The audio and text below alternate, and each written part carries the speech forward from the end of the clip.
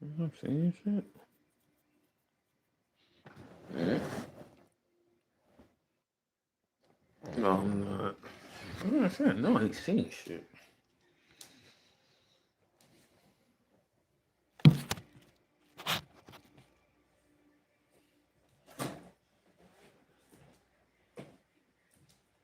Hey, you don't got no more green apples? Huh? More green apples, man.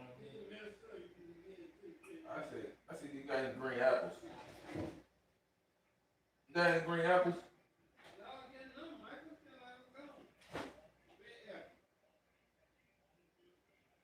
Um, hey, you don't got no green apples. That sucks. Damn. Damn. Hope we got some fucking green apples.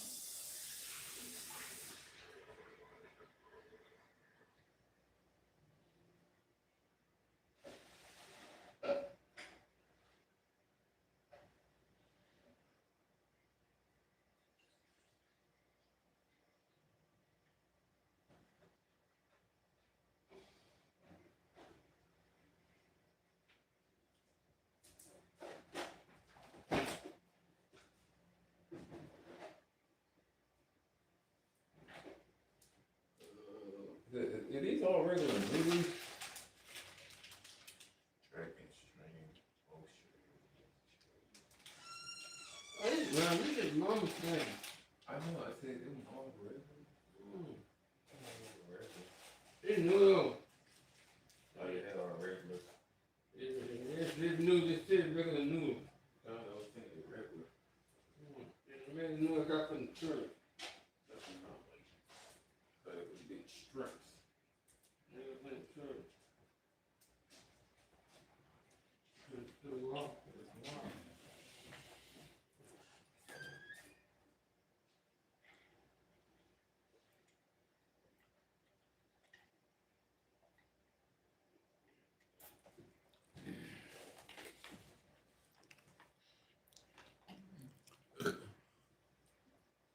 That's how my desk get chicken though.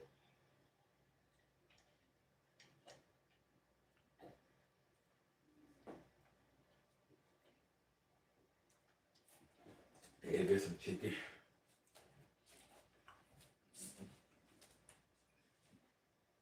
Here we go, white chicken.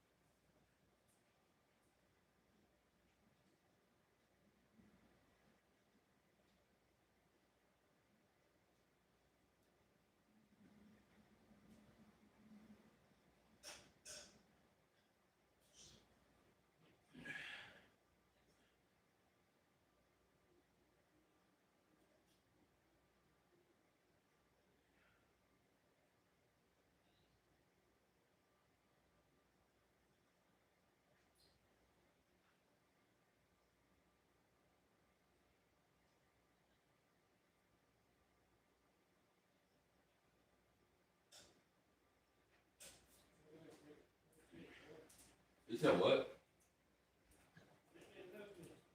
Oh, I thought you said.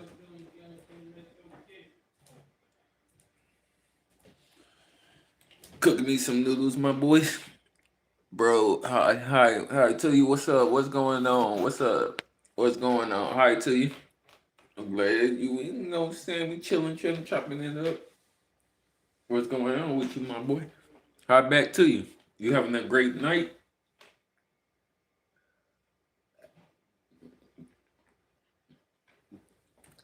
Having a great night, my boy.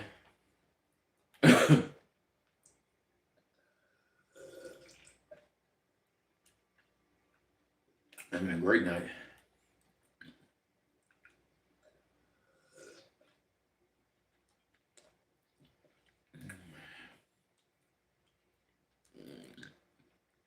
Do you know me?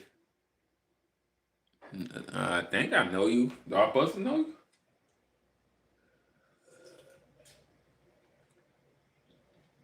I think I know you.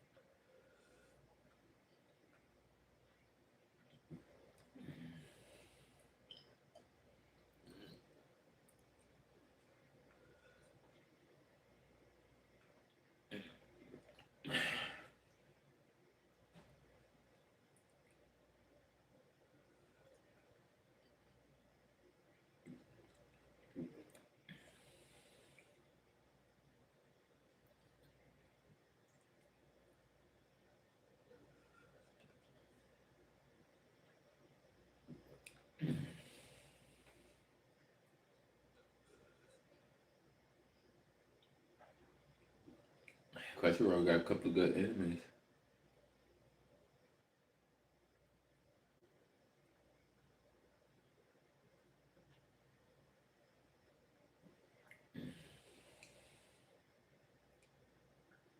Re Recall Zero. Okay.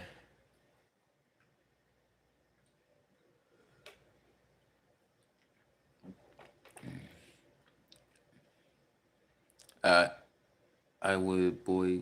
Where is your mama? Or I need to us. I am your mother. Are you Uncle Liba? I am you that I met. Stop streaming now. Is that Kool-Aid? No, it's juice. It's juice. It's juice.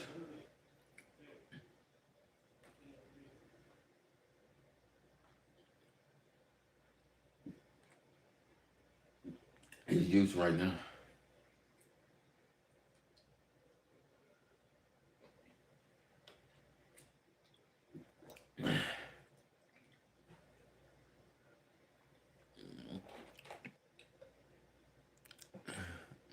You are Uncle. I am. I am you that I met. I am you that I mean. My are so wet right now. My are so wet right now.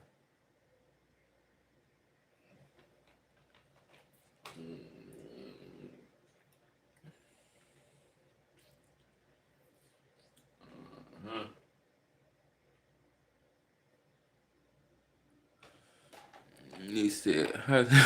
he said. He said my bar. Oh, he said my bars are wet. So wetter. Ice Cube.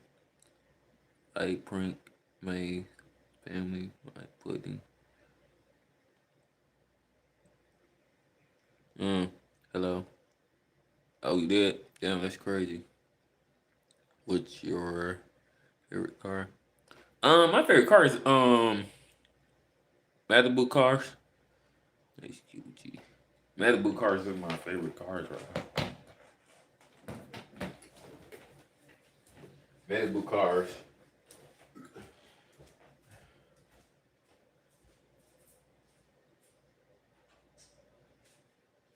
Edible cars are.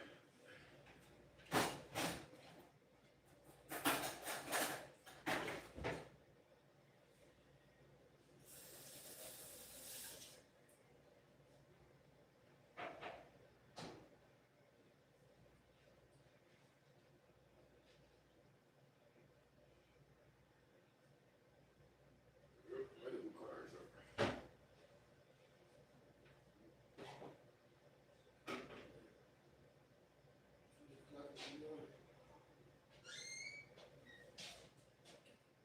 I took some water. I drank some water.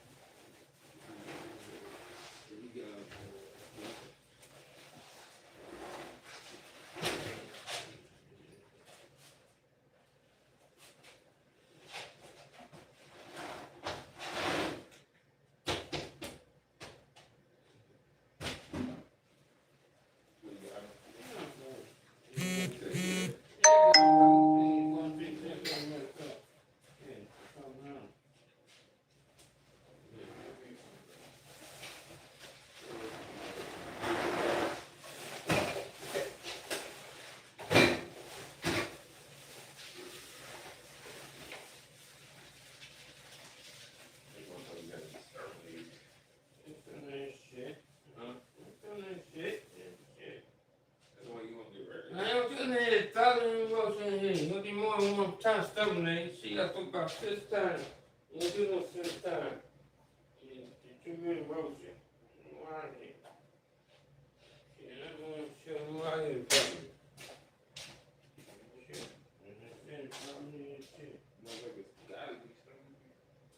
You got to take 6 times down in the motion to the 6 times you got to stomach to the property. You got to sit on there 6 times, make sure 6 times stomach, then they gone. So I already know I'm talking about too many motions. Big one and small one. The small one hard to kill. The big one ain't. The small one is. Shit. That's what I'm about. Shit. Shit, I got some fucking money. Shit. Yeah, I'm telling you, you're gonna need to cost too much money to spend there. You know, down there on that guy, you know, it's something there he gonna get a mint of. No.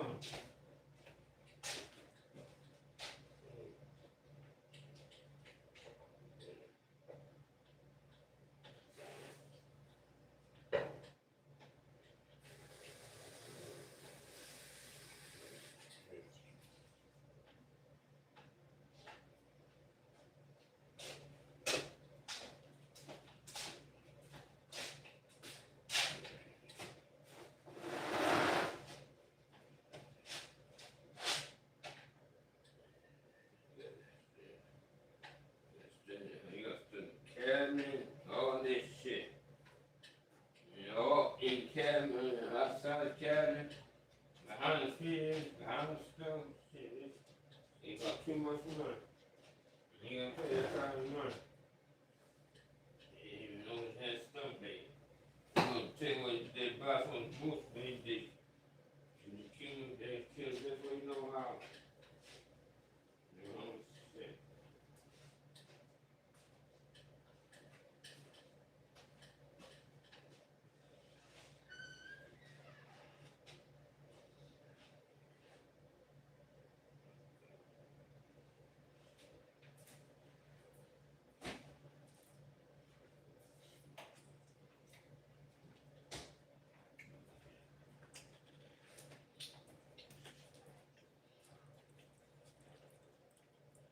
Exterminate village.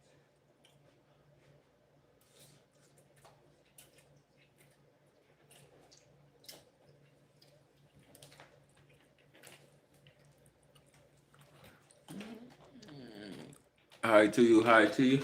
How your day going? I don't like eating chicken.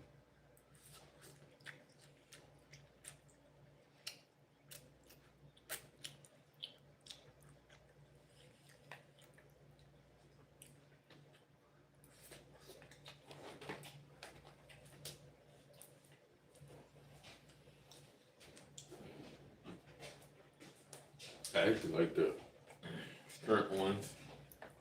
The shrimp tastes better. Way better. Um,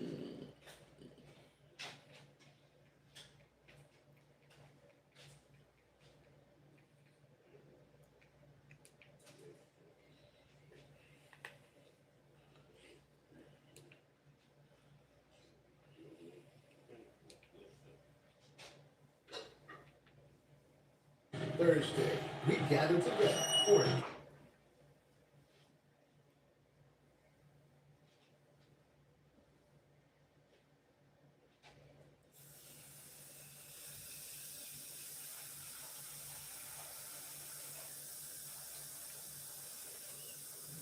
How much time? Okay, I'm crying. Fucking.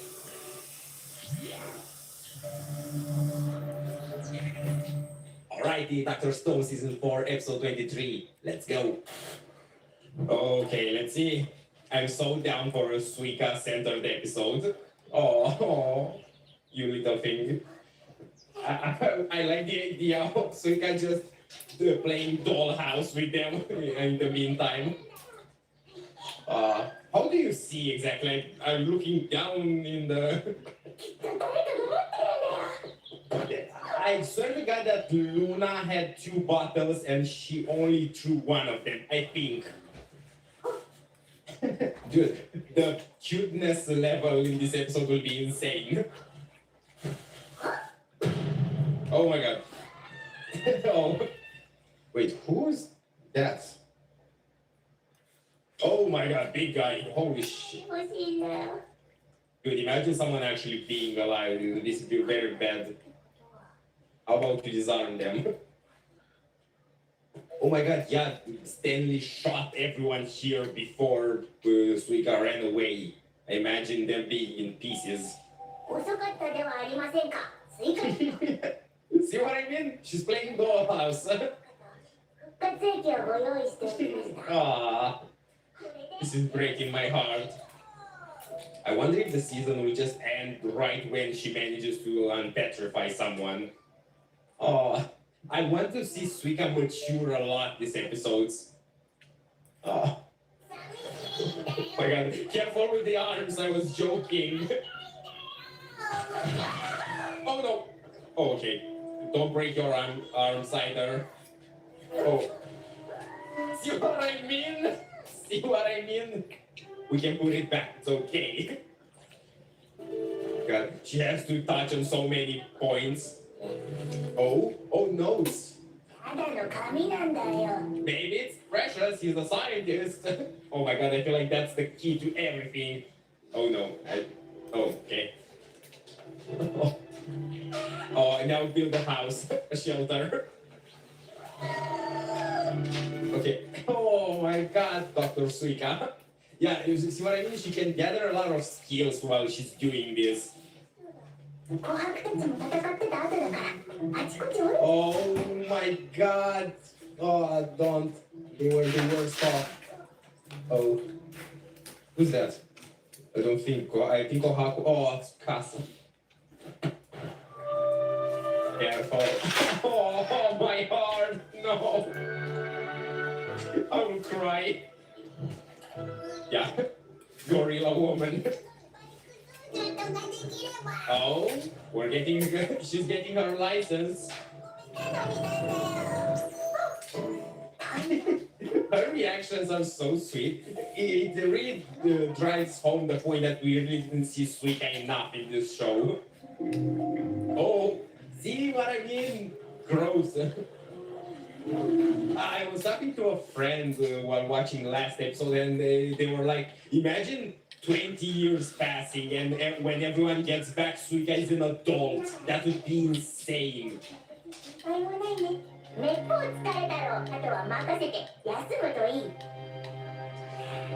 my god, I hope we don't go back to the trash man. No! It's understandable. Okay, don't let it get you down at all. I also like that she built the house higher so she can have a view of everything. Uh, while I said in the beginning that I'm down for a Suika episode, something must happen. I don't know, towards the end of the episode. Oh, I was right. Is that the? Do they have any? Okay. Well, they're up a cliff, so. What? Are we building a balloon? Or. Oh, trap or fish. My bad. Nice. That's the feeling of becoming self-sufficient. Okay, by the time everyone is back, Suika will just be the most skilled member of the entire team.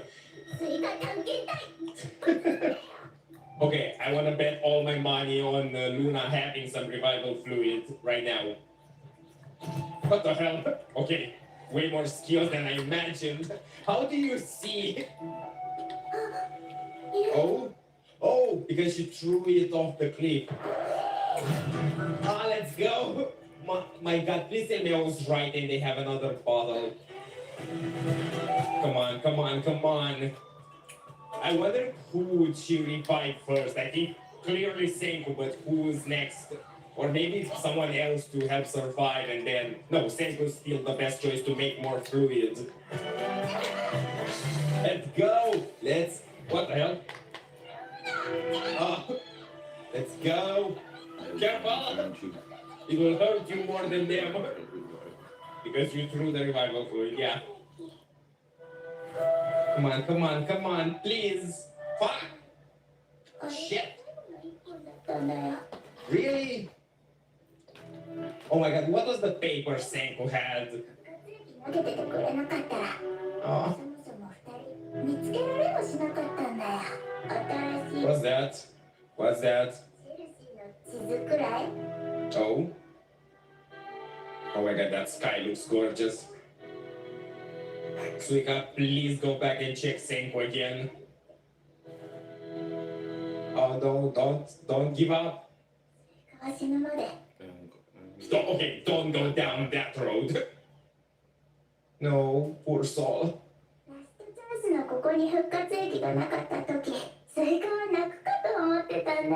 No, you're not giving up. Oh my God. There we go. I love this. I never thought I would be able to enjoy just as much the show without the entire cast, especially without Senku, but honestly I love it. Oh, come on, some. Oh, well, let's eat it. Oh, you can feel that she's still confident, but it's getting a bit desperate. What? Wait, what? Oh, okay. For a second, where do you want to go to get fluid? You see what I mean? Using everything that they did, that she learned from everyone. Dude, I know this is not the moment, but I hope Suika, we don't skip forward and I see Suika losing her mind and actually thinking the statues are alive. I mean, they are.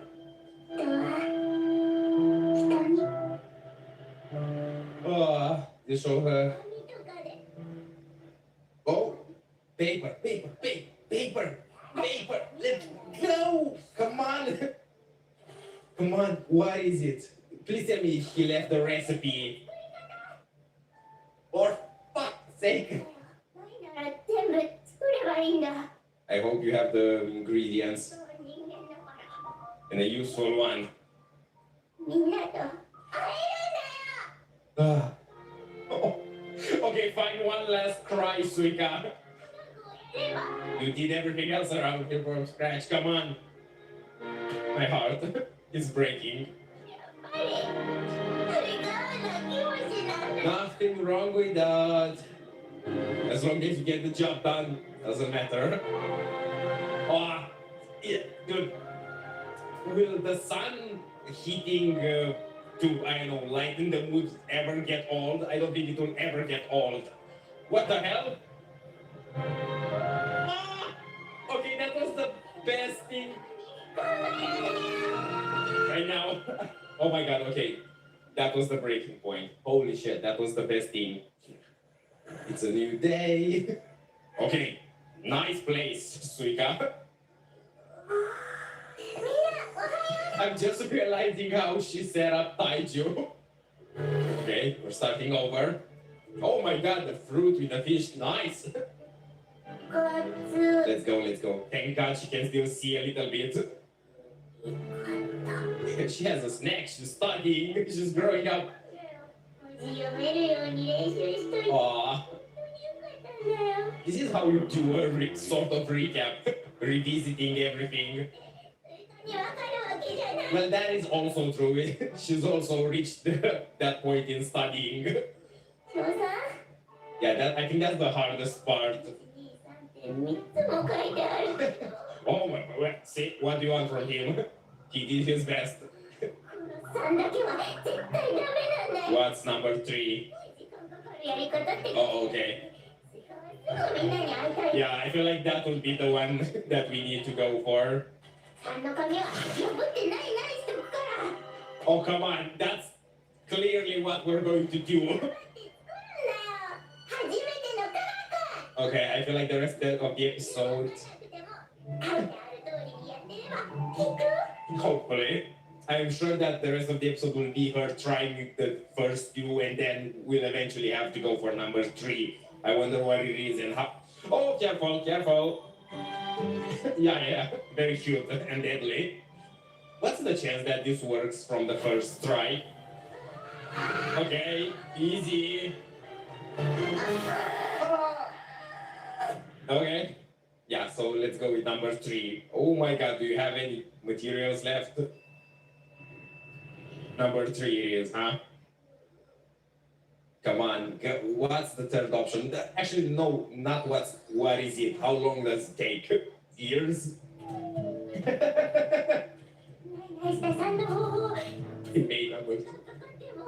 What? What is it? Might take forever. What? Oh my god, okay, I understand why you would skip that one. Okay, say what the hell? How? Actually, no, I do not want to know. That's a piece of scientific information I do not need. Oh my god. Well, yeah, at least you have plenty material. Goop, that's crazy. There has to be a better way for you to collect that. Oh, I don't want to watch this. We're planting poo. What? The other poo? What? Yeah, well, you have to use everything. I mean, what the hell? Oh, birds. Yeah, maybe that will work. Oh, if you can make them aim. What? Oh, everything on that is... okay. Okay. Imagine her just finding some fluid there. And now how long does experiment plan live on? What the heck? Dude, I can't believe... Can you speed it up somehow? Dude, this is somehow so satisfying to see. Just seeing her, go through the steps. Oh, she's building the roadmap. Oh, okay. How cool it would be for those monkeys to help her. Oh my god, a year, man. If she doesn't lose her mind after that, she's golden for the rest of her life. Oh my god. At least she's busy, you know? At least she has to constantly do stuff. I wonder if her design will change a little bit by Are the end you of this. watching? No, I'm watching Okay, come on. How much anime. time has passed? You press the go Okay. live Oh, on but then it's been a this year. crazy Or, event live okay, maybe not. plot. Oh, He said, oh my god, I oh hope hell no, you better not be on no acid, my boy. that's not good, right? That's crazy. No. You better not be on no acid. Shit. Boy, you on some acid, Get you aren't you, down, bro? please. You better not be on no acid, homie. All that work. This is frustrating as hell. What? Going, What? trying again. What? What's that? What? Oh my god, for a second I thought there was a transmission coming in. I was like, what? Go, Major Suika. There's that hopeful music. Oh my god, I keep hearing the beeps in the back. Good, this is not the end of the season, right? We have one more episode, right? Then I just have to try again. Oh my god! Warrior, over and over. Yeah, build the cover. This is the best episode of, I don't know, adventure I've ever seen. Just step by step. So hopeful, such a good vibe. Over and over. I love when they hit me with the over and over again. Fierce eyes. Let's go. Bye bye. Okay, this better not be the last episode. I need to check right after this. So fucking beautiful. Oh, what the hell? No. What? Oh, he's counting. How much time has passed? No way. No fucking way. No fucking way. Come on. Oh my god, I'm so happy. Sweet God, bless your heart. Oh, that eye looks gorgeous. Oh, I'm crying. Dude, is she older? How much? My friend was right.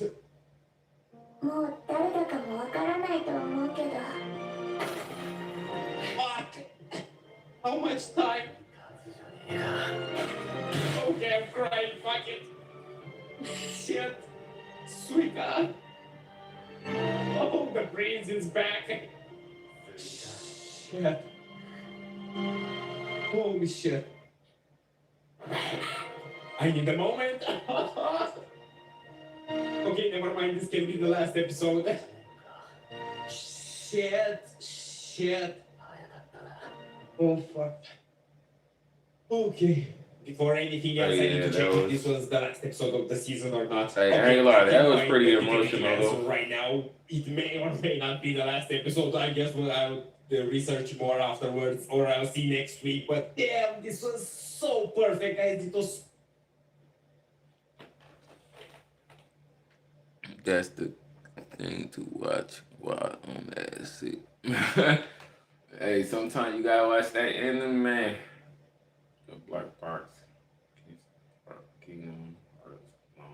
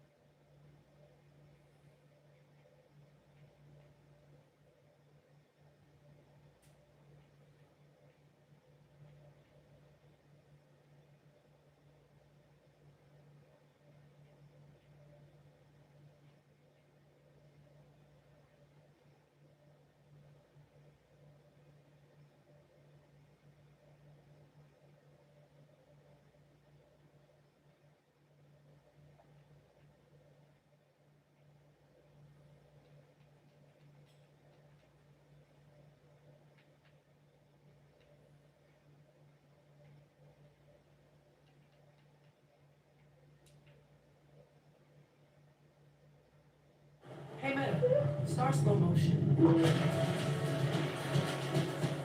I am high off editing. Holy shit, bro. You need help. Never get a better shot. That's crazy, bro. You really is. You need some help, my boy. That's crazy. Perhaps the longest ongoing mystery You in need Kingdom some Hearts help, today is the homie. mystery of That's the not black good, my box. boy. The black Not box good. was introduced in Kingdom Hearts Key Back Cover during the Case Illusion cutscene in Kingdom Hearts 2.8's collection. All right, what's in that black box? I believe it's hard. It could be a weapon though. Like it's a weapon. That weapon should be like so OP. Cause that's what I'm thinking. Like it's probably a weapon in that black box. Probably like a one shot weapon. That'd be. I ain't like that is. That'd be a crazy mystery. Like it's a weapon.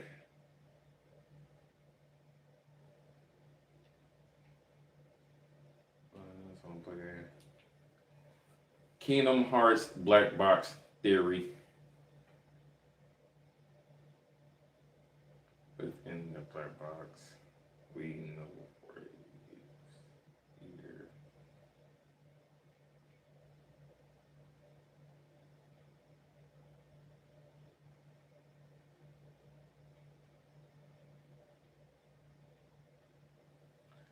Kingdom Hearts theory. This is in the black box.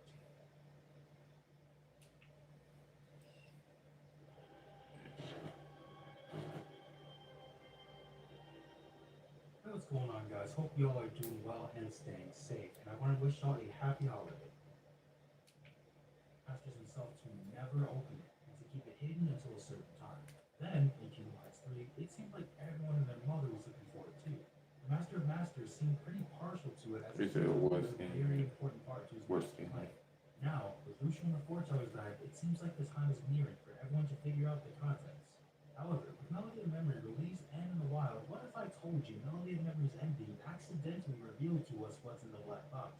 But before we get into that, I want to thank you guys so much for helping the channel grow to having over 500 members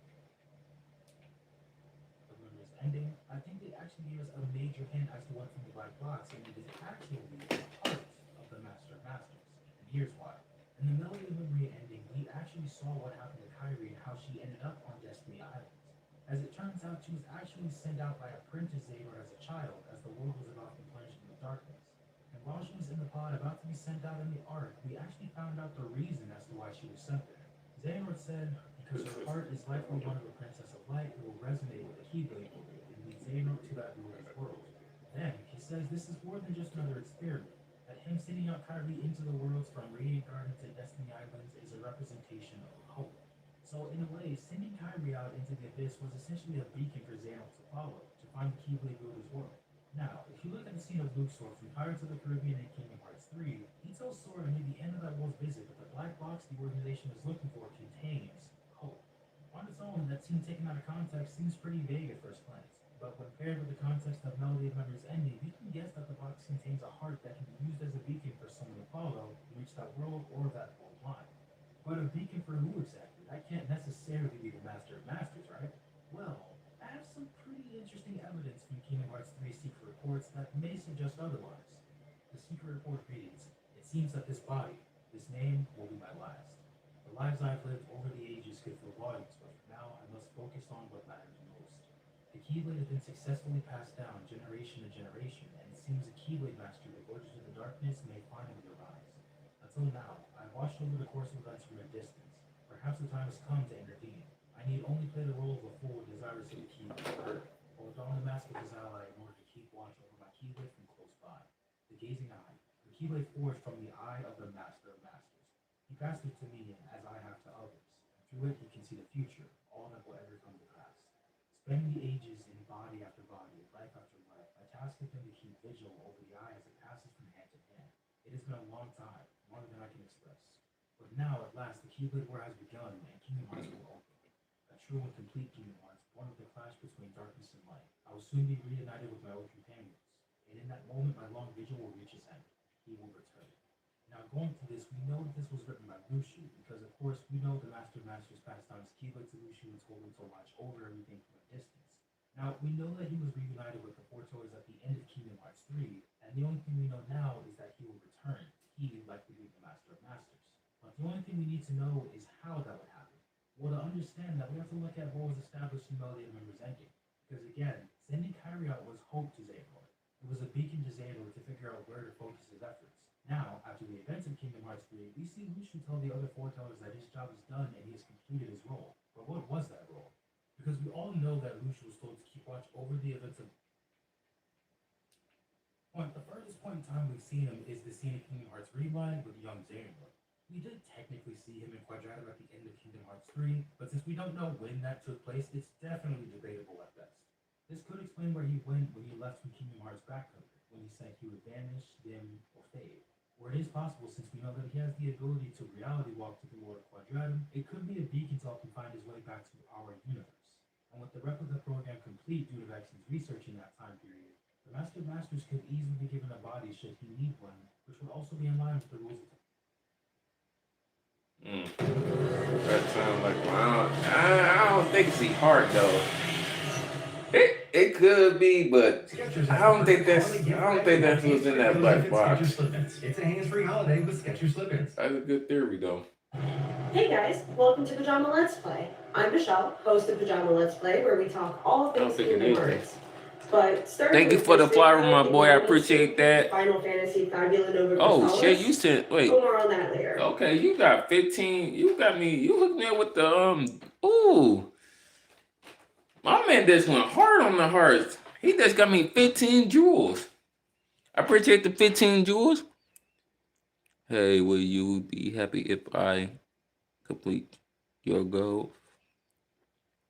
Hell yeah, I'd be happy you complete my goal. You just hooked me up with 15 jewels. I'd definitely be happy. But I don't get it. I'd definitely be happy though. 15 jewels, I appreciate that. Oh shit, 16. No, you bought one though. But I take it though. Times 2, okay. Time. Oh shit. Oh shit. 23 jewels. Oh shit. And my man going hard. Okay. Oh shit. 35 jewels. My man going hard. Oh shit. 21. Oh man, you going hard, man. I appreciate this, man. I appreciate this, my boy. Oh shit. I appreciate this. Oh shit. You did it. 51. Oh man, thank you, man. I appreciate that, man. He completed my goal. I appreciate that. Was all my jewels. Hey man, I appreciate that, man. Thank you very much, man. I appreciate that. All right, man. I'm gonna put you on top of my list, man. You just went crazy. I'm pinging you, man. You just went crazy. I appreciate that, my boy. I definitely do. I still can get. No, I said go. Thank you for making it possible. I definitely appreciate that, my boy. You just hooked me up with some gold. I mean, you just hooked me up with some You just hooked me up with I appreciate that, my boy. You just went crazy on the gold. Man, you hooked me up with some jewels. Appreciate the jewels, man. I man completed that gold. I appreciate that, man. Thank you for help me complete my goal with the jewels, man. And you bought a lot of hearts. Let's see. You bought, yeah, you got me. Hey, you bought a lot of jewels hearts. And that's worth 2 jewels. So you definitely went crazy. I appreciate the 65 jewels.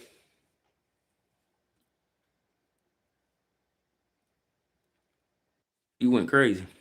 Hi. Hi to you. My man just went in. He got me 65 jewels. Today, we are talking about the black box and what I believe is inside it. Before we get into that, make sure to like, share. If you're not aware of what the black box is just by its name, please check out my video on the full summary of the I Make sure appreciate to that, watch bro. Luciu's expression. All right. I'll indulge you. But this secret stays between the two of us. And you have to promise never to open the box. I promise.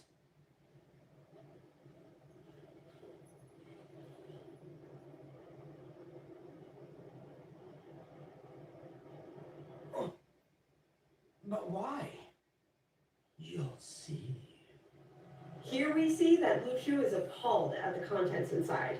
He's never allowed to open it, so the Master of Masters tells him what's inside to make sure it stays closed. From this we know it's precious, something none of us would be willing to lug around for several lifetimes, and keeping it closed is likely preserving whatever it is.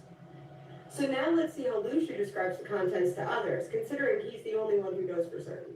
Look, I don't know what's inside the box, but it's been protected by Keyblade wielders since way back when. Aren't you curious? I heard it contains information that's vital to all Keyblade wielders. Secrets. So, he tells Luxord it contains secrets important to all Keyblade wielders, which goes well with this clip of Maleficent interpreting that same message.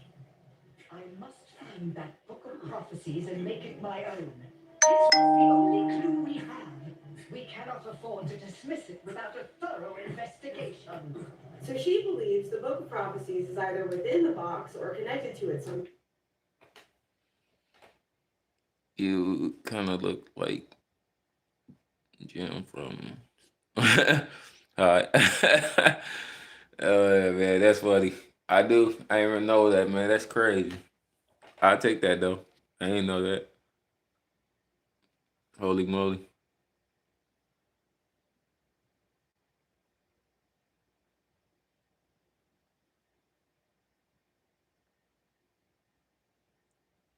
Cut the shit. Oh, okay.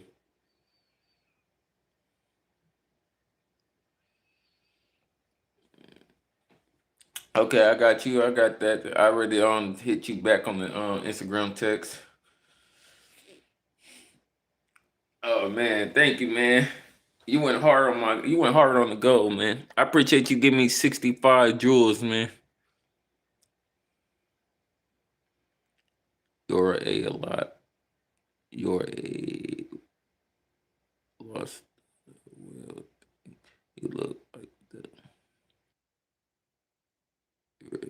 if I saw you in this but not really,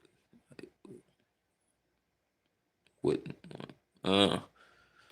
I guess, my boy. But we have one more clue about what's inside, and that's Luxord having this conversation with Sora. No one knows what's in the chest we're looking for. If it's a black box, then we ought to collect it. Simple as that. You don't know what's in it? Then why do you need it? How would you know you found it? Got me. Regrettably, the higher-ups haven't deigned to tell us. But they did say the box contains hope. So, he was specifically told the box contains hope. So, is the Book of Prophecies the source of hope they need? Is Luciu misleading others about what's in the box? Well, I'm arguing for the latter. I believe hope is in the box. And not some metaphorical symbol. I mean hope. This guy, from Final Fantasy XIII. To prove my point, first let's see how Kingdom Hearts feels about hope. Here is the Master of Masters demonstrating what hope means to him. Well, that's what brings me to your role. You might just be the only hope of keeping life from expiring.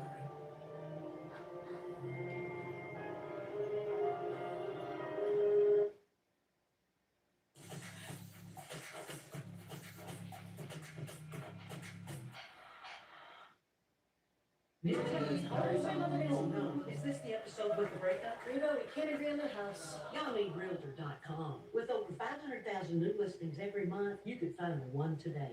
Yeah, better put a key ring on it. Realtor.com. I make sure to like and subscribe. Stick with the bags, huh? Yo, what's good, man? Thank you, man. I appreciate you going subscribing to the Nappy Head Boy, man. Thank you for becoming Nappy Head Boy Squad. But I definitely appreciate you become a full-fledged member of Nappy Head Boy Squad fully. become a member too, and then you're a fully fledged Nappy Head Boy squad. You're a part of the you're part of the Nappy Head Boy channel squad. Become a member, and then you fully in, my boy. You fully plugged in. You got to become a member too. More good food means more good moves. Petmeyer. If you've been eyeing Paramount Plus, now is the time to start streaming. It's a win-win. With the Paramount.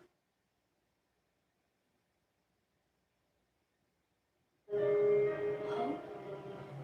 That's quite a heavy emphasis on the word hope. And he's discussing it with someone young and innocent who he trusts more than anyone to form the dandelions and send them off. But not just that. Let's see how Apprentice Xehanort feels about hope. You see, this is more than an experiment. It's hope. As we know, he's talking to little Kyrie, and his words imply that this innocent person who happens to be both a princess and guardian of light is a source of hope. Notice how the only times hope is mentioned in this series, it's referencing someone with a pure heart or the contents of the box. So now we get back to Hope from Final Fantasy XIII. Because of everything we've learned via Yuzora, we know Sora and Riku are either in Quadratum, Shibuya, or they're the same place. Either way, we know Yuzora, which means night sky, is at the very least a nod to Noctis Kylum, which means night sky. And this opens up Final Fantasy Versus 13 as a playable world, which means all of Fabula Nova Crystallis, as a known connected realm, is now open to Sora, which brings us to Final Fantasy 13. Not only is he literally named Hope, he is the embodiment of hope, no matter how you define it. This next clip is long, but it has two very important aspects to show how aptly he is named. I was just taking it all in. The sky here, the trees, the sunlight, the smells. When I was on Cocoon, I never dreamed a place like this could even exist.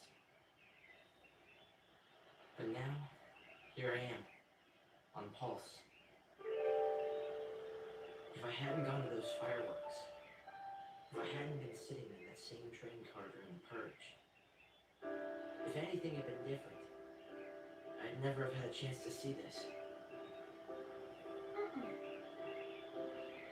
No. I'm sure you would have wound up here. Don't you remember you promised me? You promised me that we'd come and see Grand Pulse together. Really? When did I do that?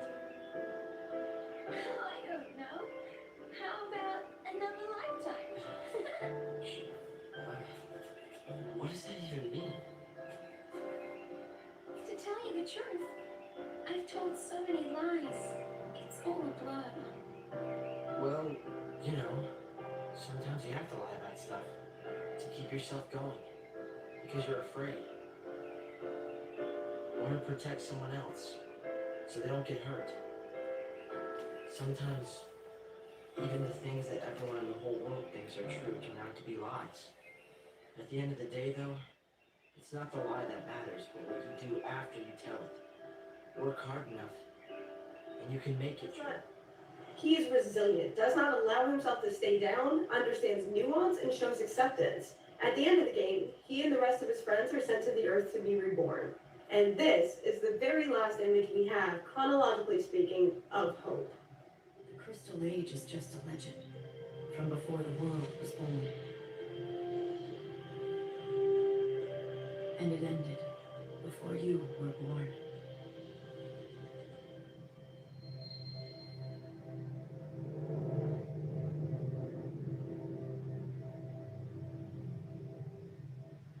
So there you see everyone sent to Earth, and we saw Lightning in her new life. So we assume everyone else landed fine, got reborn, and lived their normal lives that they earned. But what if Hope didn't land?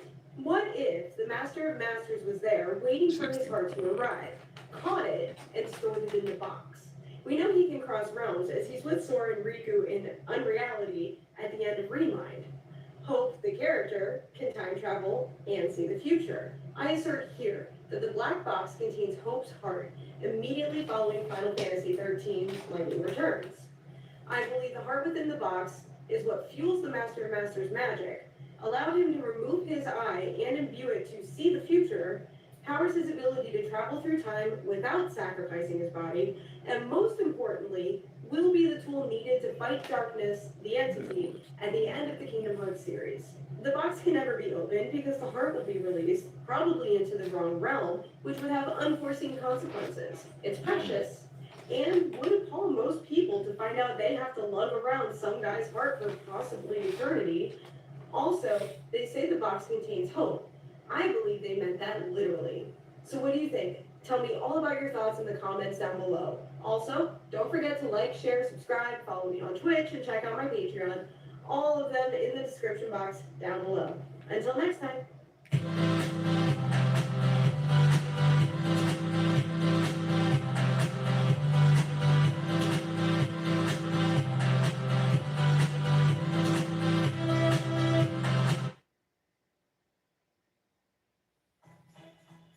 Stuff their stockings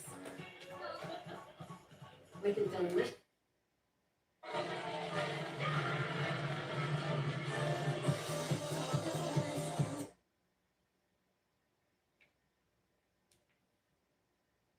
But I greatly appreciate everyone in the community letting me know, because after I dug into it a little bit, this actually begins to make everything a lot more clear. Nah, I'm immediately willing to shell out cash without even giving it a second thought.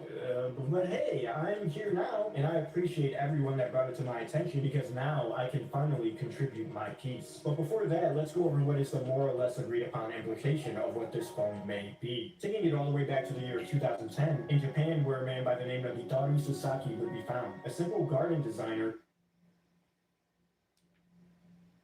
from the realm of Kingdom Hearts, this place acts as more of an afterworld to them. With what we know, Strelitzia clearly perished during the events of Union Cross, in which Ventus was controlled by the true darkness, leading him to take her life. And with Sora's sacrifice to bring Kairi back in Kingdom Hearts 3 Remind, he essentially traded a heart for a heart. In a way, this would have been how he has died as well, resulting, of course, with him ending up here in the afterworld. But there is actually one more thing within this post of screenshots that was given to us that actually links this rotary phone to that of communicating with the dead. That is the specific positioning of the images. When looking at the images, you can see that there is a specific method in which they may have been placed. Let's use the very bottom set of images as an example. All the way to the left, we have the new dark side being attacked by two beams of light. Again, not too much going on here, but the picture is pretty straightforward. Followed by the next image being Sora standing at the underpass with a glowing ethereal area in front of him. This image would then be followed up by the HD version of our board. Now looking at this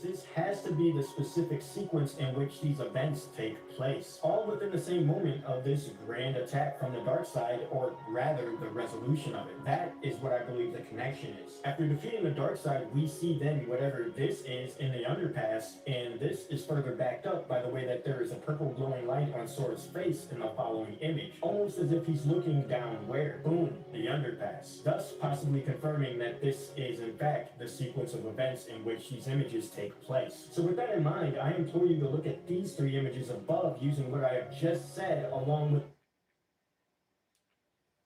next image to be seen, aka the wind phone in the middle, and connecting it from the realm of unreality More deeply into that world. The ancient Keyblade Masters. I mention this specifically because this would tie into the Kingdom Hearts 3 secret ending when Lucio calls all of the Fortos back at the exact same moment. This couldn't have just been a coincidence, could it? There is no way they would have been able to know the exact moment in which it was time for them to come back. The Keyblade War could have gone on any number of days longer or any number of days shorter. Any number of months, any number of years, it could have been whenever. So then Lucio would have had to have a way of communicating with them from the other side to let them know when the Keyblade War is done and that it is time for them to begin making their moves. Did you summon us back? Yeah. that would again link all the way back to the phone, which again I believe resides somewhere in the realm of reality as well within Skylight Kylan, where Mickey will sooner or later stumble across it. You know who else has ties to Skylight Kylan that may have a need for this phone? One of them I clearly just spoke of being Luciu. Of course, Luciu has been to Skylight Kylan during his life as Brady during Dark Road, but the other one is someone who has known about this world for quite some time. Of course, I'm talking about Xehanort. In the Kingdom Hearts 3 secret reports, when speaking of Subject X, Xehanort has never mentioned seeing anything to do with the world of Quadratum. Subject X, or Skull, as we all pretty much assume their secret identity isn't from the realm of unreality. So whatever Xehanort saw in her heart isn't from that. But again, Yen Sid confirmed Xehanort had to have known of Quadratum, meaning that he would have had to be in contact with this other What's world my in some name? other form, What you other than through watching? Subject I'm X. watching So about again, another Kingdom situation in Heart which this theories. phone being able to That's connect what I'm between watching worlds about. being very important. And the After a next person in long line to day utilize of this phone is our baby boy Sora, awaiting you're hope of his drinking friends back light home. beer. Even if it was Hell long no, I range ain't drinking no curious, light like beer. Kyrie's message in a bottle I drink today, beer once in a to while, but not like voicemail that. in a bottle Why glass. is these people watching Thinking of someone you wherever watch you are. TV? We Definitely pray ain't for our drinking no souls light beer, my boy. Hell nah. and hope Ain't doing for that, our my two boy. lives. You know me, if I drink beer once in a while, but I already drink like cool waters and shit. At least they got some taste to it. Or alcohol. I mean, a wine or wine coolers. But I already drink wine over alcohol though. Because wine is good. Wine is good too. It depends on what kind of wine you're drinking. With that, though, allow me to add a little bit of my own fan fiction thoughts here with how this phone is implemented throughout Kingdom Hearts 4 in terms of gameplay. Perhaps throughout Kingdom Hearts 4, every so often when we return to the loft, which, remember, I stated before to be the main hub of the game. Because again, if it wasn't for him, Aqua wouldn't have been able to make it.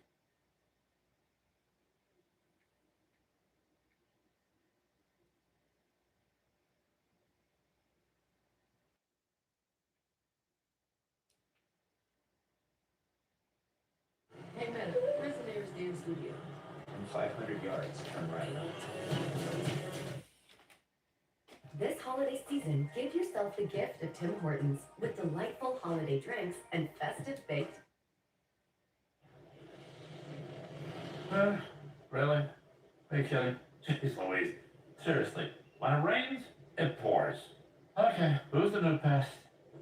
Hey now, that ain't no way to say hello.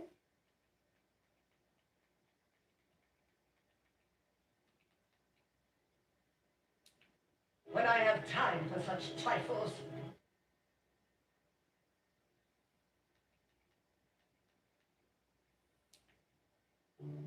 Was it Xehanort or Xemnas who gave help but read into my opponent's strategy? To look.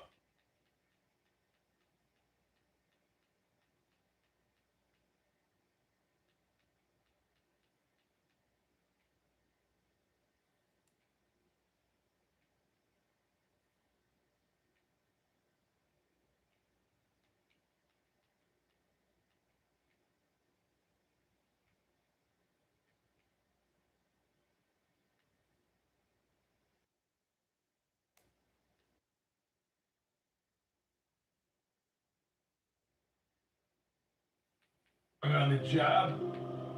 If the Alright. Time travel device.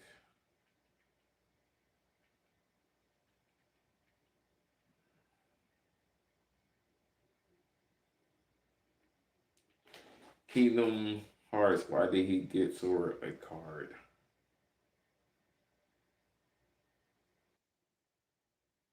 Why no Kingdom Hearts?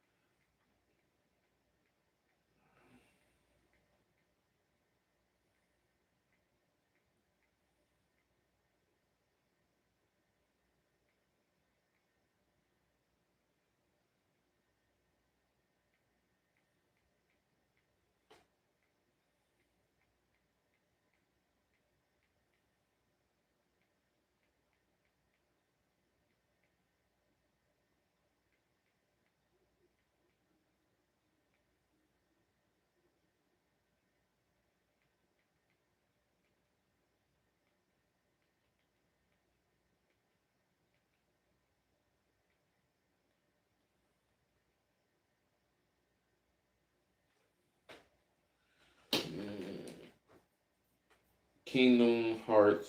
Why did he get Sora a card theory?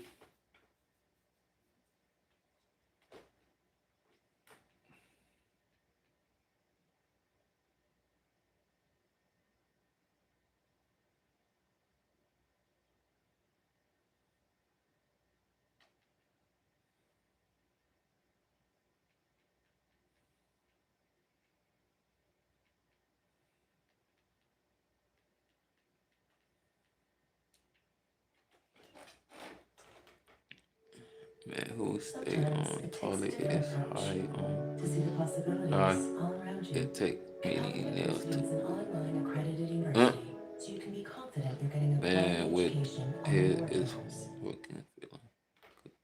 Okay. 10 grams of protein per serving and no I added feel you sugar. on that, my boy. Quaker, bring out the good. I feel you on that.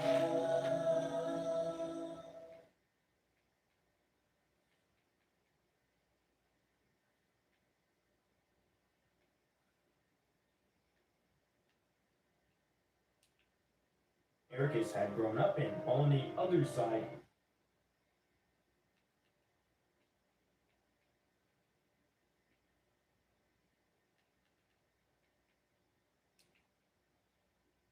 both come into contact. The two parallel versions of the final world. The two parallel versions of Skyline Kai.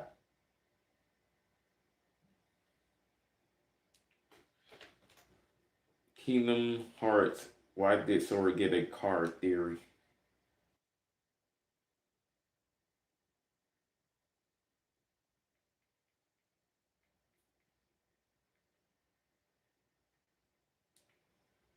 Kingdom Hearts. Sora get a card.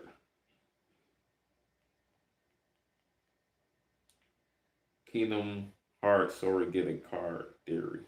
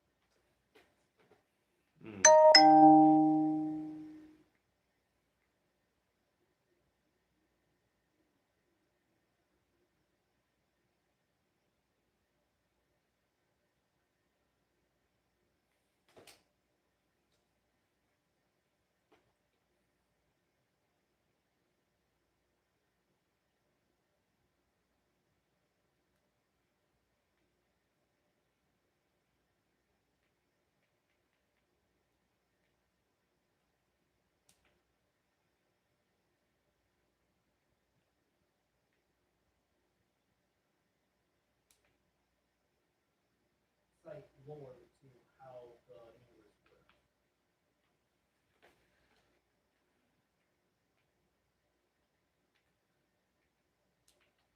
Kingdom Hearts. Sora get a card theory. Oh god. Kingdom Hearts. Sora get a card theory.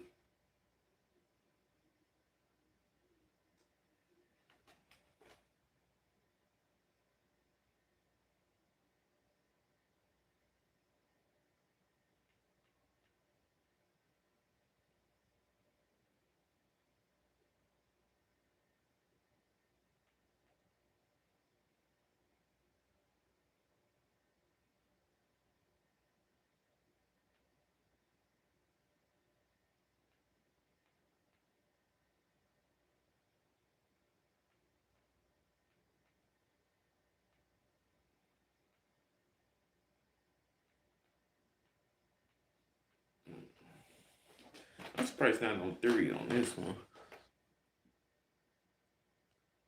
What is getting cooking?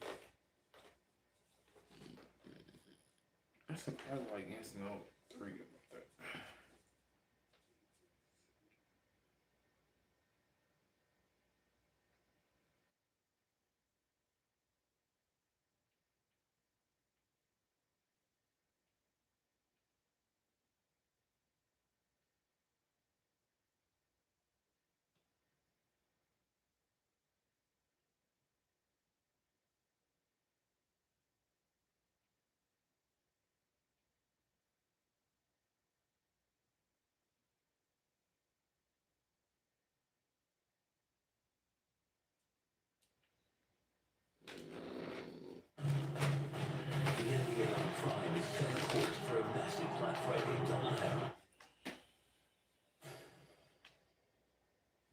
Hey guys, it's Solo Vincent.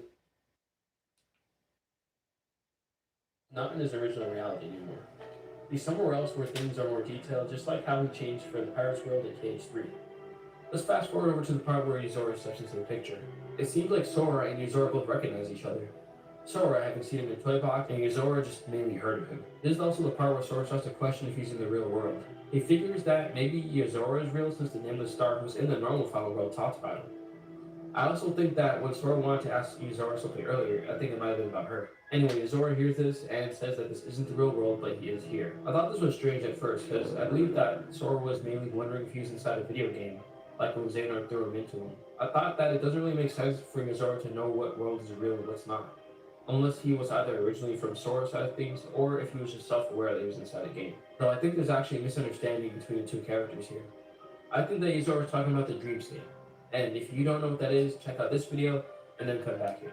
But basically, I think Yuzora is saying that no, this isn't the real world. Right now, we're in the dreamscape. However, I'm not an illusion or a dream. I'm really here. And neither of them are really being specific when they talk about these things, and that's what caused the miscommunication. Anyway, after that, Yuzora says that this isn't what he really looks like, and also asks how Sora's even able to recognize him. After that, he asks Sora why he's using the name Sora. And there's actually a lot to unpack here, using certain scenes and images from earlier in KH3. So the first thing I want to talk about is the fact that the silver-haired Noctis is not even what Yuzora actually looks like. Now, from what we've heard from the Nameless Star, some weird body or heart snatching and swapping has been going on. She said that she's no one's heart anymore, because someone took her name and everything about her.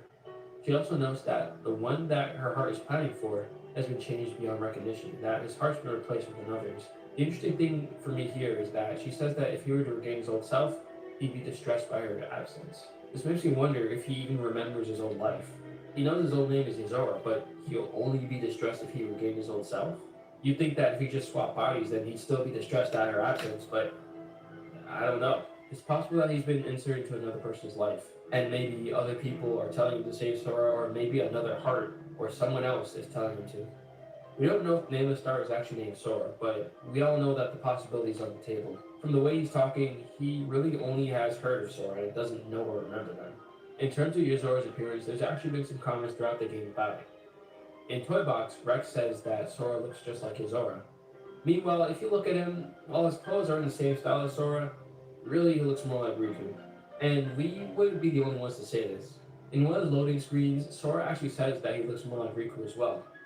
However, I think it's still possible that maybe Rex knows more context than we do. On the cover end of the trailer of Vern Rex, we see that Riku's a good guy. But what if in the plot of the Vern Rex game, the identity shift still happens? For all we know, Rex could be talking about Yuzora's original form.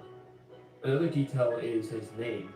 Yuzora means night sky, and Sora's name is just Sky. So, going by their names, there could be a connection between them. One could say that he was the Sora of that reality before the change. This also matches up with the normal final world, which is the sky, and the dreamscape final world is a night sky. Though it should be also said that the night sky thing could also just be a reference to Noctis from Final Fantasy Versus 13 and Final Fantasy 15. His name's also Night Sky, but just in Latin. The last thing he says before the fight is that if he really is Sora, then his path is clear, and that he accidentally wandered into his place. And then he was told to save Sora. Sora's confused because he's like, well, if you're trying to save me, why are you pulling out a crossbow on me? Of course, Yuzora doesn't elaborate, but from how he said time to end this, I'd imagine that maybe saving Sora is the key to fixing everything in his current situation. In the bad ending, he turns Sora into a crystal. But the interesting thing is that he still says, I will save you, which implies that his work still isn't done. I wonder if this means that there's more steps to the plan of saving our Sora, or if he maybe vaguely remembers the name of the star, and crystallizing Sora is the first step in saving her. On the flip side, in the true ending, Sora wins and Yuzora says his powers aren't needed yet and fades away. And of course, he doesn't elaborate on what that means. But he does have some sort of special power. I don't know if he means going into the dreamscape or turning people into crystals. Who knows? Regardless of the ending, he'll wake up in a car, though the true ending is more of an extended version of that part. Apparently he, or the person he is now, is a commander of some sort, probably in the military or something. This scene, as I'm sure you all know, is inspired by Final Fantasy Versus 13. In that Final Fantasy trailer, the driver mentioned that there's something impressive in relation to the Empire's airships over the city. For anyone who doesn't know, the Empire is more tech-based and Noctis' kingdom is more magic-based, so for them it's impressive to see all that technology flying around. In the secret ending for KH3, the driver says the same thing about how something's impressive. And Izora does look in the same direction as Noctis did. However, it doesn't actually show us what he was looking at, if anything at all. We also don't know what the driver is talking about here. Is it the Dreamscape or is it the mechs? I don't know if Verum Rex has airships, but they do have mechs, which could be the stand-in for the Empire being more tech-based rather than magic. And yes, I really am suggesting the driver could know more about the Dreamscape. The driver may actually be someone we already know from the Kingdom Hearts series. His hair and his voice matches up with the gambler Fate himself, Luxord. Not Luxord, Luxord. He's one of the few organization members who still has no backstory or even a somebody name. He's definitely someone special too, because Zemnis mentioned something about the Keyblade being within him, Demix, and the two from Unicross. Not only that, but we had Luciu, the guy who's playing 4D chess, even wondering, like, bro, who is this guy? Why does he know so much? And lastly, if you remember his destiny from KH3, he gave Sora a wild card, which might be useful. Is it possible that Sora ended up in another reality because of that card? Who knows? But I don't want to say it's confirmed yet, since they technically didn't name drop him, but if it is really him, then he's in Quadratum right now, since this cutscene is, of course, post KH3. It's possible that we really will see him in KH4. The last thing in the secret ending is Sora and Izora saying the beginning line from KH1 about having strange thoughts lately. This definitely pushes the idea of him being more aligned to Sora than Riku, in terms of who he really is.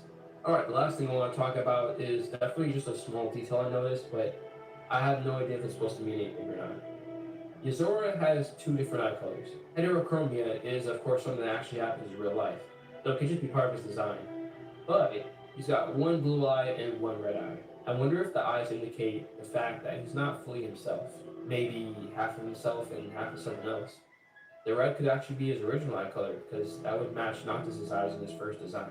But I want to make that comparison since, it is notable that Noctis had different color eyes, and of course, Yozora is very much inspired by Versus 13 Noctis. Anyway, so that's been all my findings on Yozora from what we've seen in the Kingdom Hearts 3 DLC so far. Again, if you haven't seen the Dreamscape video, that's kind of the start of me talking about Yozora, and then that leads into this. So if you don't fully know what I'm talking about with the Dreamscape, definitely check that out. Also, let me know in the comments if you caught anything that I didn't. And yeah, hope you enjoyed this video, and I'll be seeing you guys next time.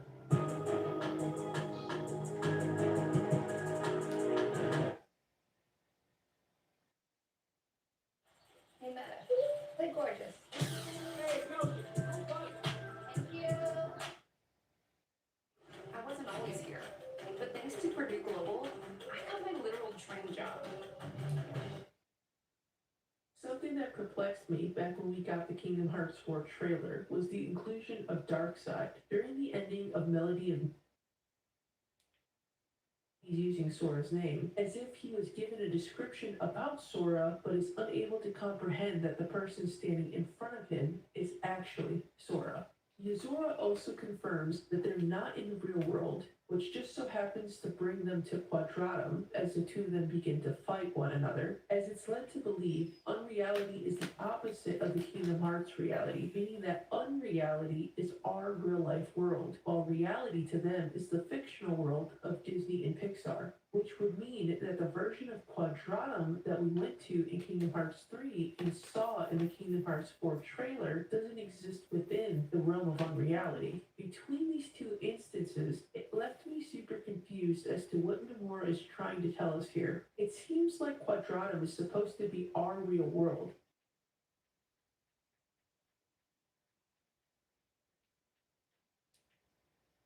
a split version that has Woody and Cruz separated from Andy and the other toys. I'm led to believe that this split version is also a data world, similar to when Ansem the Wild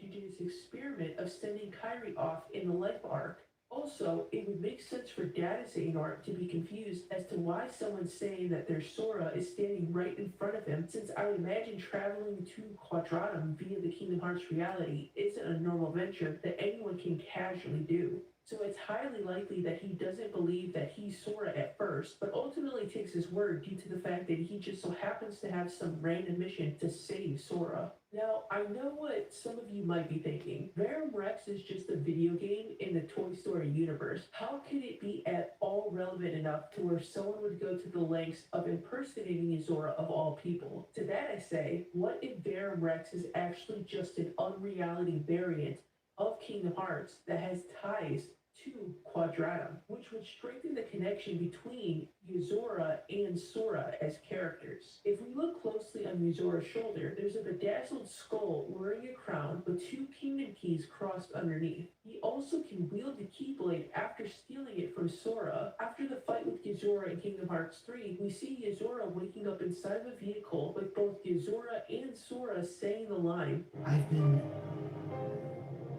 having these weird thoughts lately. Like, is any of this for real or not? Yuzora's name in Japanese is Night Sky, and Sora's name in Japanese is Sky. Baron Rex in Latin is translated to True King, and Sora has been depicted multiple times as being associated with crowns via his necklace, his belt chain from his first design, the crowns you earn in Kingdom Hearts 2, and the official artwork showing him with a crown and or throne. It would also make sense of both Zigbar and young Xehanort's line of finding the hearts joined to yours, if one of the hearts they mentioned to Sora was found in Quadratum. My guess is that Terra Xehanort was trying to find a way to get to Quadratum, but was unable to bridge a path to get there on his own. At some point, he must have discovered Baron Rex in Yuzora while researching Quadratum and uncovered that Yuzora holds half of the key in order to potentially unlock some sort of path between realities due to his ties to the Keyblade, which would explain why Terra Xehanort sent Kairi off in order to use her Princess of Heart powers to lead him to a certain Keyblade wielder. Looking back on the timeline of the Kingdom Key, it was originally supposed to belong to Riku, but transferred over to Sora after Riku succumbed to the darkness. Some food for thought, but it's interesting that the character in the opposing unreality version of Kingdom Hearts, who has ties to the Keyblade, looks just like Riku. I wonder if the roles are reversed in Baron Rex, and there's someone who looks like Sora who shared the same fate as Riku, and the story plays out with Zora gaining the power instead. Going back to Terra Xehanort, I'm sure his purpose at some point was to use Sora to bridge the gap to Quadratum, and what I can only assume being Xehanort's desire to conquer the unreality. There was a pretty heavy emphasis in Dream Drop Distance that the organization really wanted to get their hands on Sora in order to use him as a vessel and potentially could have used him to connect the two realities. After the events of Dream Drop Distance failed for the organization, I imagine the backup plan was to use a copy of Quadratum that was acquired via the datascape and introduce Sora into it in hopes that it might spark some kind of connection between Sora and the unreality version of Quadratum. The real organization already had their eyes set on studying the toys in Toy Box to understand how inanimate objects were able to have hearts, and what I assume was information that they were going to use for the replicas. So they ended up making a copy of Toy Box and incorporated Baron Rex into it, and I'd even go a step further to say that the toys aren't real, but just data recreations. When we look back at other instances of copy worlds, none of them have ever shown the real people in them acquiring any kind of abnormal power that they wouldn't naturally acquire on their own. The fact that Buzz's lasers started to actually work leads me to believe that the Buzz we saw is a data version, and if he's data, then the rest of the toys would be data too. Remember what Tron said, Ansem the Wise was able to update and customize the program within Space Paranoids. Plus, Galaxy Toys isn't even a location within any of the Toy Story movies, so it's possible that in this data world, Alice Toy Barn was customized into Galaxy Toys, along with Buzz having an actual laser. Also, there's figures from Dissidia in this world too, which if we're going off the same line of thought that Terra Xehanort was gathering information from the unreality, that information on Dissidia wouldn't be out of the question to also be obtainable.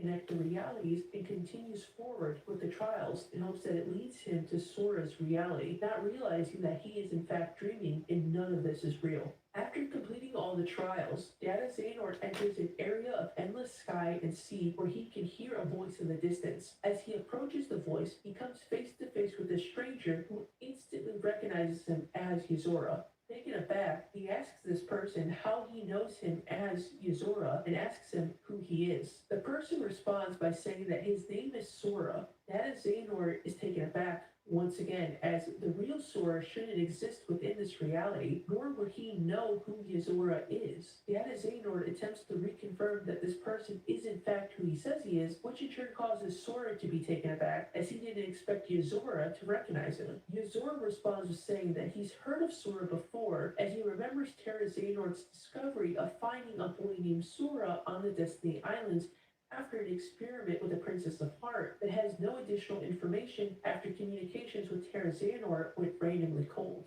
Sora confused as he's unsure what kind of world he's in, to which Data Xehanort confirms that he's in fact not in the real world. Unknowingly to Sora, the real world Data Xehanort mentioned is actually real-life Shibuya. Data Xehanort proceeds to say that his current appearance is not what he actually looks like, and asks Sora how he's able to recognize him as Yuzora. Data Xehanort is aware that the actual Sora wouldn't know who Yuzora is due to Verum Rex being a world from the unreality, so by asking him to verify, he can expose this Sora as an imposter. This line of questions causes Sora to be confused, in which Data Xehanort follows up with asking him why he was using Sora's name, as he's starting to feel that this person is in fact not actually Sora. Needless to say, this person reassures that he is in fact Sora. In this moment, Data Xehanort remembers that his final goal after the trial was to save Sora, regardless of if he actually believes the person in front of him is the real Sora or not. He moves forward with his task as to put an end to the trial by attempting to defeat Sora. Losing your heart in the Kingdom Hearts reality turns you into a heartless and a nobody, but it's possible that in this version of unreality, the equivalent of losing your heart just returns you back to your spawn point.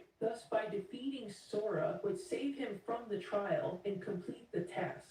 The landscape changes to Sora's dive to the heart, and then quickly transitions to Quadratum, to where Data Xehanort and Sora begin to fight one another. The battle ends with Sora as the victor, and Data Xehanort disappearing, as he now is returning to his spawn point of the copied version of Destiny Islands, leaving Sora with his parting words of, I guess that my powers aren't needed yet. Meaning that since his power wasn't strong enough in order to complete the trial, then he'll have to come back and try again when he's gotten stronger. Instead of returning back to the Destiny Islands, Yuzora wakes up in the back of a car where he realizes that he was dreaming the entire time, and bringing up that he's been having these weird thoughts lately. Like, is any of this for real? Or not? None of this makes sense to me.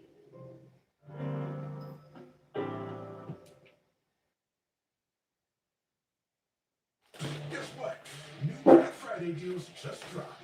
Turn the beats way up or make it Imagine coming and get home to this guy in your house. Imagine you come to my house. I'm like, no, get the hell out of my house, my boy. I don't know you. Somewhere deep within the decorative halls of a dimly lit palace, in a city of eternal night where a god of death is worshipped and war wages over a single crystal, a young prince adorned in black sits in slumber, awaiting the day in which he will awake.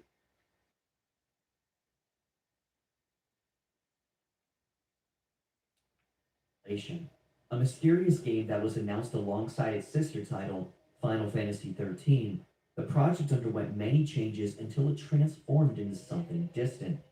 The parts are there, and you can sense the familiarity, but it's become so far away that you'll never get close enough to grasp anything tangible. The game is almost a myth, a figment of our collective imagination that simply whisked away into a thin veil, only loosely resembling what we were promised. Yet, for something that never truly existed, its legacy is real, and its influence so visceral that its own creator refuses to let the world forget its memory. This is the legacy of Final Fantasy Versus 13.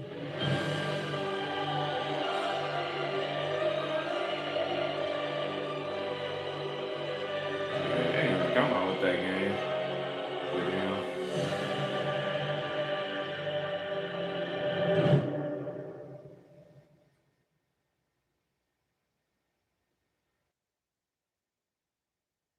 But, Latin for New Tale of the Crystals, the 13th installment in the world-renowned series aims to paint a montage of compelling stories, all bound by a single underlying mythos.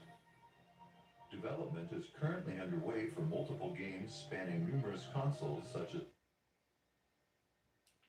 And as long as there are those who seek the light of the crystals, the epic.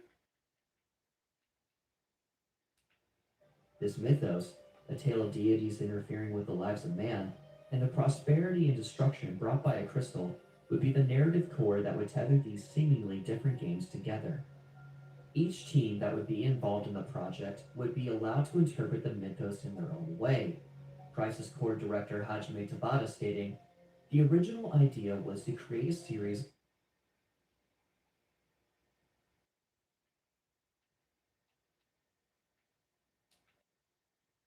past. At last, the players' hopes for tangible proof of the game's continued existence would be made evident. A mix of both fully pre-rendered cinematics that book it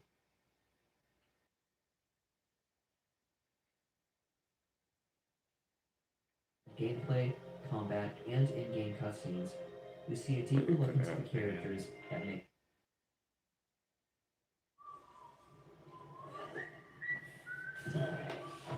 Bro, there's someone behind you, actually. No, ain't nobody behind me, my boy.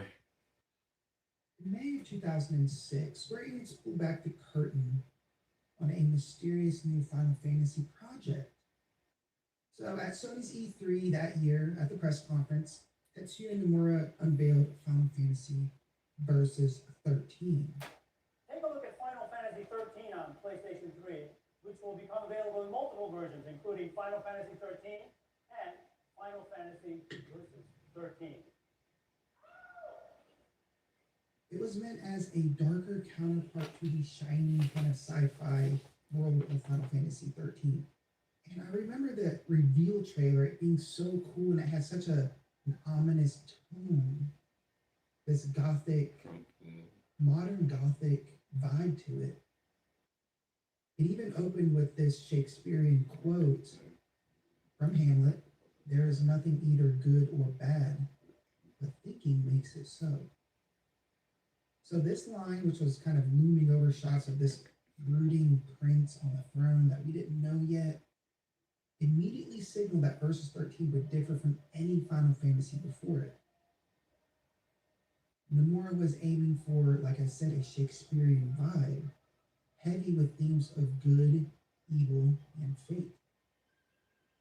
The trailer introduced us to Prince Noctis, Lucis Callum, this dark-haired, red-eyed royal who could summon special swords and cut down invading soldiers with kind of this supernatural ferocity.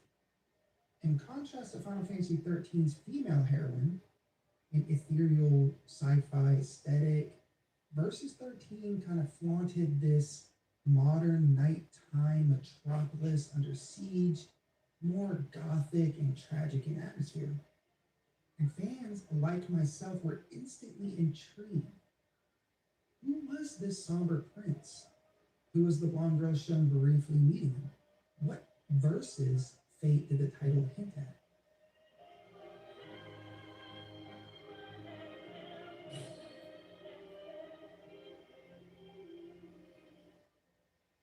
So Nomura, famous from Kingdom Hearts and Advent Children, promised extreme action gameplay and a story about bonds. The game's title, Versus, implied a subversive take. And Square Enix's internal struggles played a huge role. The Crystal Tools engine, which 2013, the trailer played. It began as the long-awaited Versus 13 footage fans recognized. Then the logo flashed, transforming into Final Fantasy 15. The project was officially reborn. However, another shot came after. Tetsuya Nomura would no longer be directing, and by 2014, Square announced that Hajime Tabata, who did Crisis Core and Type O, would be taken over to complete the production of 15. Nomura had moved on to other projects, basically Kingdom Hearts 3 and the 7 remake.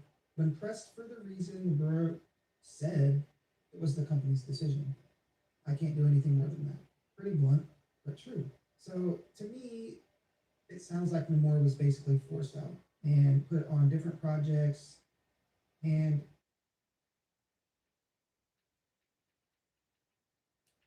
I mean, you can kind of imagine how heartbreaking it would be for Nomura, who had poured these endless ideas into Versus 13 for years, only to have it taken away.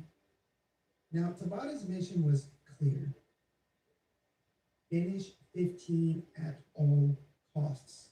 He later said the first mandate after the rebrand was to deliver a complete, coherent story in a single game. Nomura and Square had once considered Versus 13 as possibly spanning multiple games or being part of the, Fabula Nova Crystallis mythos. We got you covered, Bumblebee.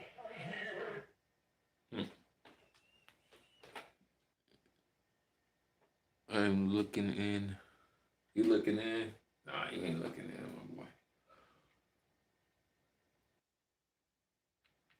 You ain't looking in, my boy. You ain't looking into nothing, my boy. No, my boy, you ain't looking in at all. Auto tutor into the okay.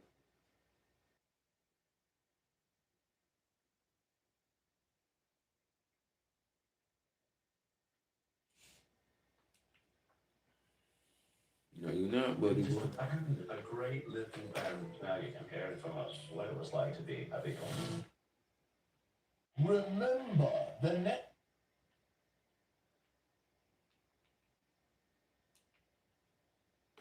Not a god. And like that, God Killer Gohan would slowly but surely begin walking forward. Each step deliberate, as with each singular step forwards, the near unbreakable stage, built by the Elder Gods, would crumble and shatter like he weighed 1,000,000 tons. His energy alone seeping through every crack to cause destruction. That's Gohan! My kid! But as this scene would be taking place, a certain black-haired individual in the background would be watching in awe. Whoa! This Gohan is different, isn't he? What even is that form? It's been a long time since Gohan gave me chills like this. But man, he's scary! As it would be Miku now, who previously underestimated the half-earthling Saiyan. Gohan!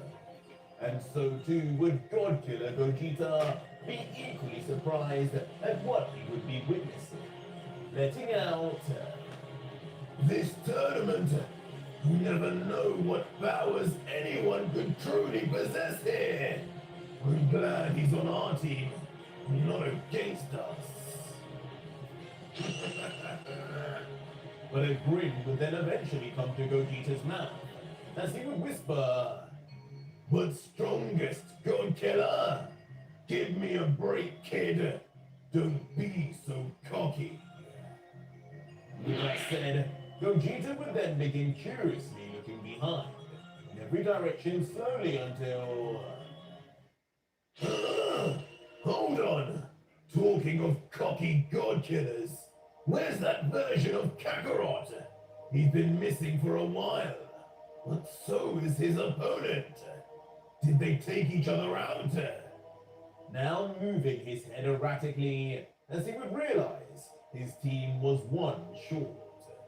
But above all this, up on the balcony, the leader of the Elder Gods would be caring about something far more pressing.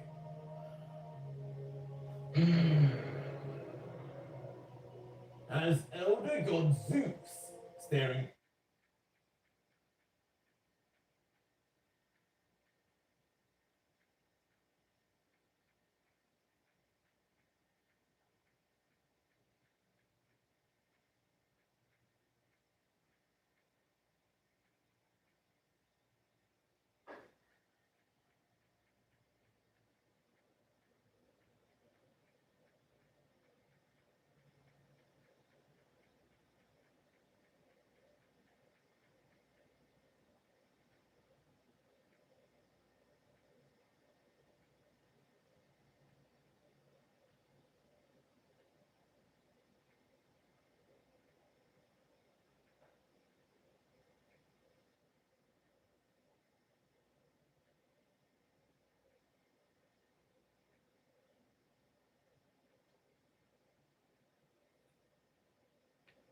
Lucy at Gohan instead.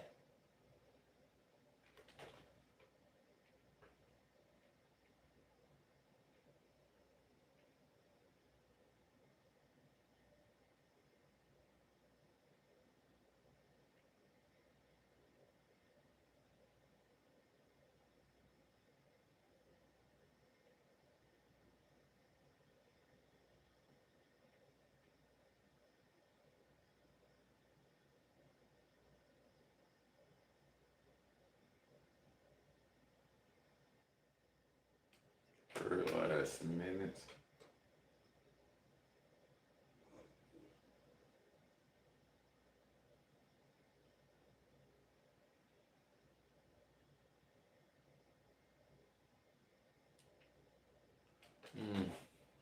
Tell her what last minutes. That's right. Something happened to this girl. 150,000 people die every day.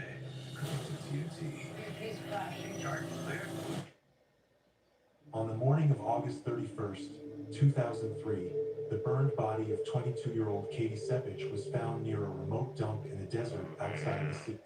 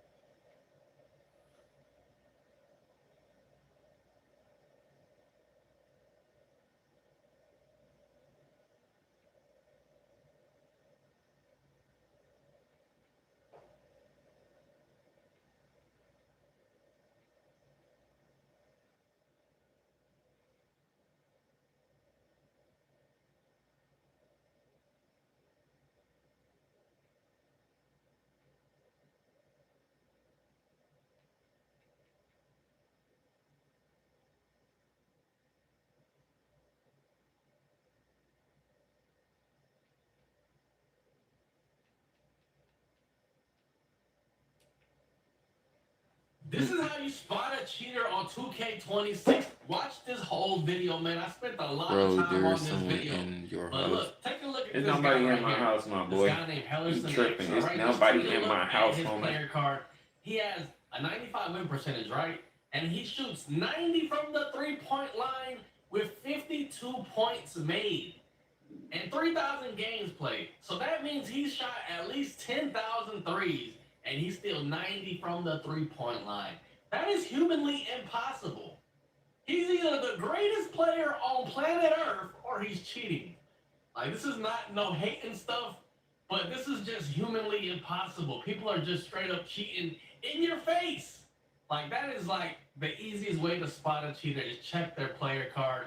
And like, they don't even try to hide it no more nowadays because 2K is not doing anything about it. But take a look at this guy. I'm finna show y'all this rec gameplay. This guy named No Dip Tempo. He shoots 73 moves a cheater does, okay?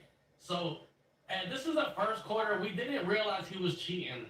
But as y'all see, look at the shots he's taking. Everything is no dip. Everything, every single shot is no dip. Every single shot. So, the first quarter, we didn't realize he was cheating. We was just like, all right, he's probably good. You know, gave him a pass. And then we just see him taking all types of crazy shots. Just look at all of these shots. Like the shot selection, like it is just a whole nother different level of confidence. It is like 100% cheating.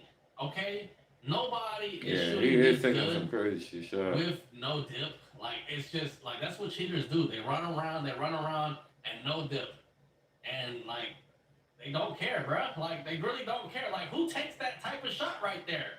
Like who takes that type of shot? We literally had to double team him. Look at this. We contested him. We contested him right here, and he missed. Like nobody shoots that type of shot, bro. And y'all be thinking that Zens don't miss, these Titans or whatever. They don't miss on this game. They do miss. If you are contested, they do miss. That's the only way to stop a cheater is just to contest them. So as of right now, we are on high alert that this guy is cheating, and he, as y'all see, he's still no dipping every shot. Like it's impossible. It's like really impossible when somebody has 90 speed, and yeah, like look at this, bro. All Yeah, he three of us are cheating. jumping at Yeah, him, he cheating. and we still can't get a contest. So yeah, just if somebody is shooting like this is the easiest way to spot a cheater. And then once they have one cheater on their team, it just opens up everybody. Like we had to double team him and leave the other team kind of open. So like, That's crazy, cheating like that. Boy. Oh, shit, I did get Texas. Hold on, I have to check this.